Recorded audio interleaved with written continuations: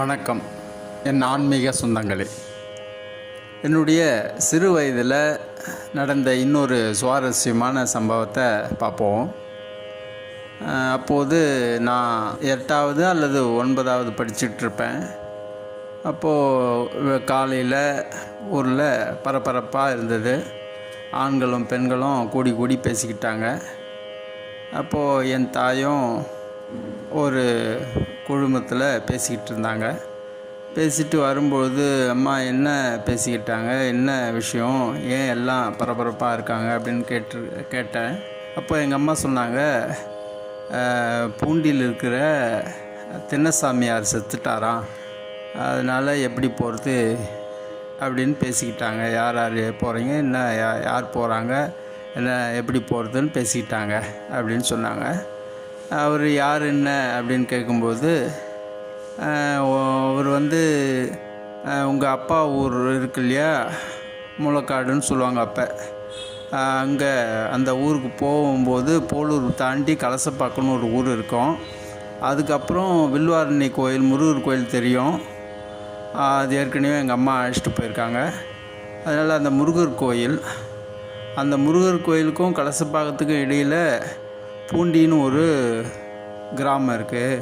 அங்கே தான் அந்த சாமியார் திண்ணையில் உட்காந்துருந்தார். அவர் சாமியார்னு தெரியறதுக்கு முன்னாடி பைத்தியம் தான் நினச்சிட்டு இருந்தாங்க அந்த கிராமத்தில் எல்லோரும். அப்படி நினச்சிட்டு இருக்கும்போது ஒரு நாள் அவர் எங்கே உட்காந்தாலும் மணிக்கணக்கில் உட்காந்துக்குவார். மரத்தடியில், கடைங்களில், தெருவுங்களில், வீட்டு திண்ணைங்களில் எங்கே உட்காந்தாலும் மணிக்கணக்கில் உட்காருவார். அப்படி ஒரு முறை அவர் வச்சுருந்த துணி மூட்டையை மரத்தடியில் வச்சுட்டு ஆற்றுல போய் உட்காந்துருக்காரு. மணிக்கணக்கில் உட்காந்துருந்துருக்கிறாரு. அப்போ ஏற்பட்ட திடீர் வெள்ளத்தில், மழை வெள்ளத்தில் ஆற்றுல தண்ணி அதிகமாக போக ஆரம்பிச்சிருக்கு. அந்த கிராமத்தில் பெருசாக அந்த பைத்தியத்தை அடிச்சுட்டு போயிட்டுருக்கு, ஆறு அடிச்சுட்டு போயிருக்குன்னு தான் நினச்சிருக்காங்க. அதுக்கப்புறம் 2-3 நாள் கழித்து அந்த தண்ணி வற்றின பிறகு பசங்க போய் விளையாடி இருக்காங்க ஆற்றுல.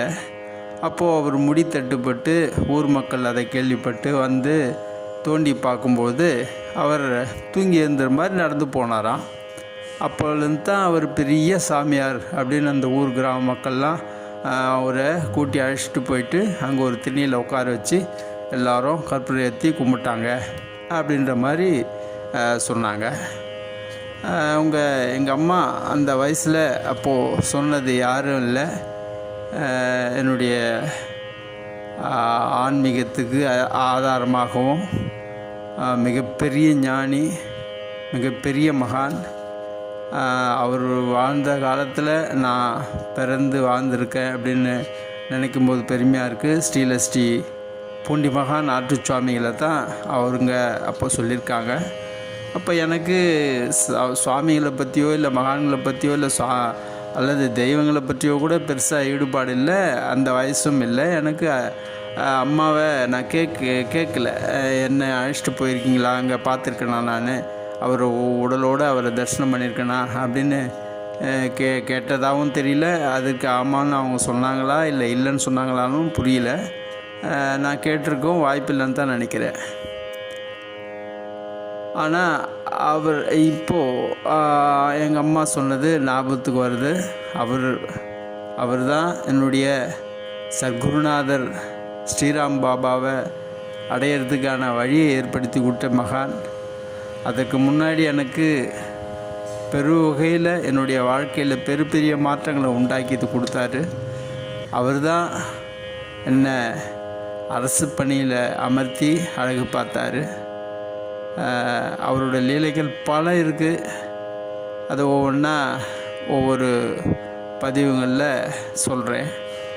எனவே இவ்வாறான ஒரு பெரும் நிகழ்வு என் தாய் எனக்கு சொன்னது பெருமையாக இருக்குது. ஒருவேளை எனக்கு என்னுடைய தந்தை ஊர் அந்த பூண்டி கிராமத்தை தாண்டி தான் போகணும் அப்படிங்கிறதுனால ஒருவேளை மகானை தரிசித்திருக்கலாம். அதற்கான வாய்ப்பும் சந்தர்ப்பமும் மிக அதிகமாகவே இருக்குது அப்படின்னு நினைக்கும்போது என் மகான் அவரை நான் அவர் நேரடியாக தரிசனம் பண்ணிடுறதுக்கான வாய்ப்பு இருக்குதுன்னு தான் நான் நம்புகிறேன். அடுத்த பதிவில் வேறொரு சுவாரஸ்யமான சம்பவங்களை பார்ப்போம். ஜெய் ஸ்ரீராம்.